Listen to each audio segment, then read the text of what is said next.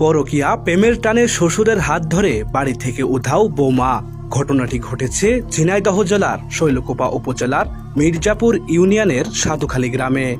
এ ঘটনায় এলাকা জুড়ে সমালোচনার ঝড় বইছে। জানা যায়, ওই গ্রামের মৃত মহিরুদ্দিনের ছেলে জুল হক দীর্ঘদিন ধরে প্রবাসে থাকেন। বাড়িতে মা ও 2 কন্যা সন্তান নিয়ে বসবাস করতেন স্ত্রী তানিয়া খাতুন। অপরদিকে একই গ্রামের মৃত শরীফুলের ছেলে আলম সাধু চালক আলমগীর হোসেনের ওই বাড়িতে যাতায়াত ছিল।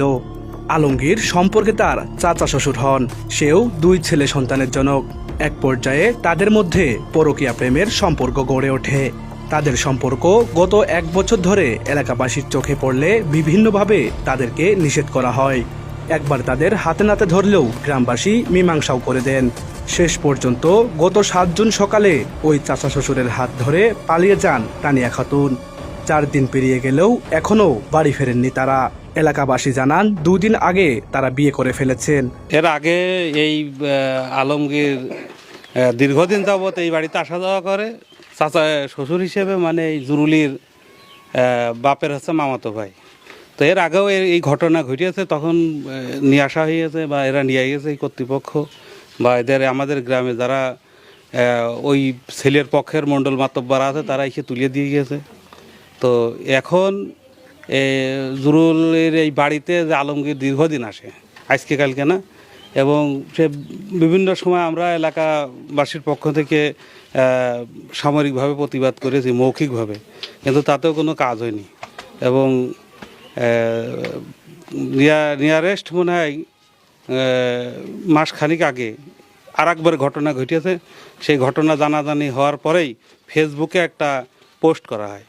সেই ফেসবুকের পোস্টের সূত্র ধরেই 2 পক্ষের মধ্যে একটা বিবাদ সৃষ্টি হয়েছে।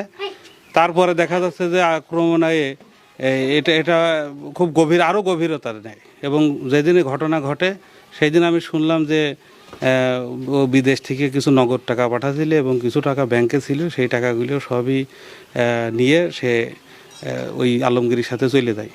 এত আসলে যে সমাজ, আমরা তো সুশীল সমাজের মানুষ, এই সুশীল সমাজটা যারা অশান্ত রূপ নিচ্ছে, যারা আমাদের সমাজের কর্তৃপক্ষ আছে, ইউপি সদস্য বা গ্রাম যারা মাতব্বর আছে, এরা যদি সঠিক বিচার না করে, এরা চাচ্ছে যে এই ছেলে এবং মেয়েকে যার যার জায়গায় ফিরাই নেয়।